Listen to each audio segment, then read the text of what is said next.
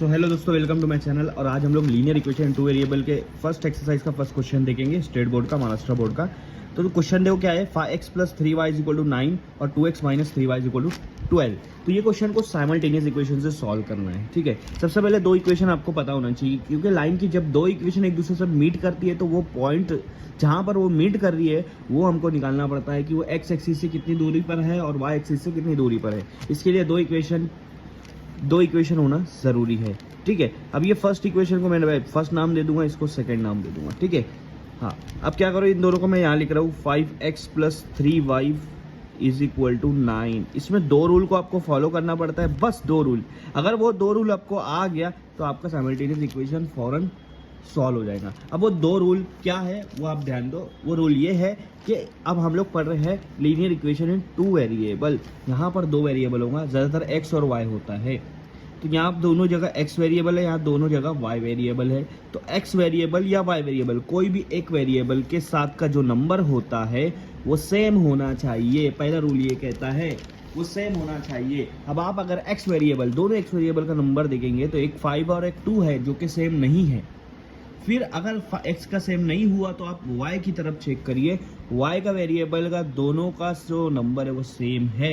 तो पहला रूल यहाँ पर सेटिस्फाइड होता है। फर्स्ट रूल हमने सेटिस्फाइड कर लिया, मतलब फर्स्ट रूल हमारा यहाँ पर कंप्लीट होता है, यहाँ पर ओबे होता है। ठीक है, अब सेकंड रूल ये बोलता है कि जो दो नंबर आपके सेम हैं, जो वेरिएबल के दो नंबर आपके सेम हैं, उन दोनों की जो साइन है वो अलग अलग होनी चाहिए। और अगर अलग नहीं है तो उसको पहले अलग करो। ठीक है, तो देखो यहाँ पर दोनों नंबर की जो साइन है वो दोनों अलग अलग है, एक प्लस और एक माइनस।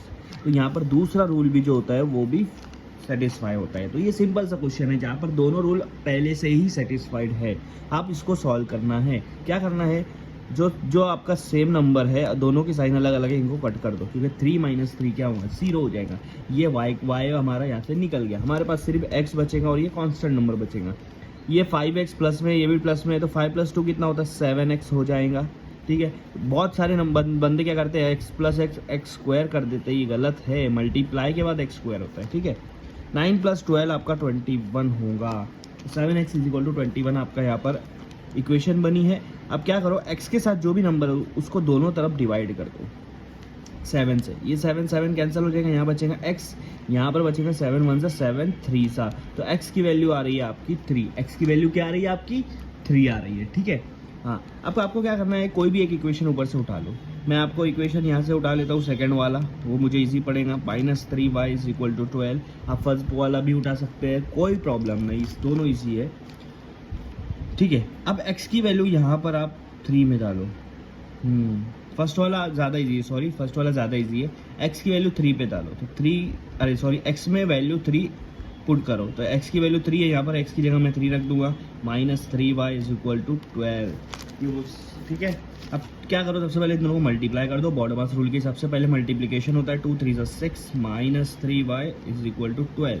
मुझे क्या चाहिए, y चाहिए, तो y तो एक तरफ होना चाहिए ना, बाकी सब एक तरफ। तो मैं क्या करूँगा, -3y को इधर लेकर चला जाऊँगा, यहाँ पर 6 बचेगा, -3y इधर हो जाएगा, -3y ये साइड आ जाएगा और 12 को मैं ये साइड लेकर आऊँगा। 12 के साथ कोई भी साइन नहीं है, मतलब 12 काय में है, प्लस में है, इधर आके क्या हो जाएगा, माइनस में। -3y के पहले माइनस है, उधर जाके क्या हो जाएगा, +3y।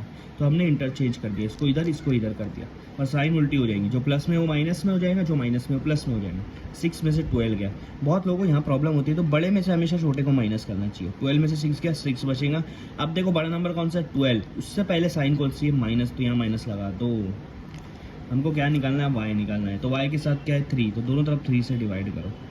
3 कैंसिल हो जाएगा, यहाँ आपका बचेगा y, यहाँ पे 3 1 सा, यहाँ 3 2 सा, यहाँ बच रहा है -2। साइन को नहीं भूलना है, बहुत लोग साइन को भूल जाते हैं। तो y की वैल्यू आ रही है आपकी -2। चाहे ऐसा लिखो या ऐसा लिखो, दोनों सेम है, बस हम लोग ज़्यादातर ये यूज़ करते हैं, इसलिए हम लोग इस तरह से लिखते हैं। तो x की वैल्यू 3 है, y की वैल्यू -2 है। अगर आपका ग्राफ बनाओगे तो मान लो ये x एक्सिस आपकी ऐसा है 1 2 3 4, ये y एक्सिस है 1 2 3 4।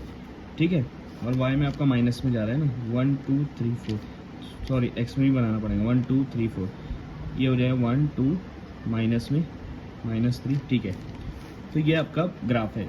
तो पहला जो आपका x की वैल्यू 3 है, x = 3, x = 3 ये वाला है, और y is equal to -2, y की वैल्यू आना चाहिए -2, तो -2 यहाँ आ रहा है, 3 यहाँ आ रहा है, इन दोनों को देखो ये डॉट पर आपका यहाँ पर इक्वेशन जो लाइन है वो दोनों मीट कर रही है, ये आपको फाइंड आउट करना था।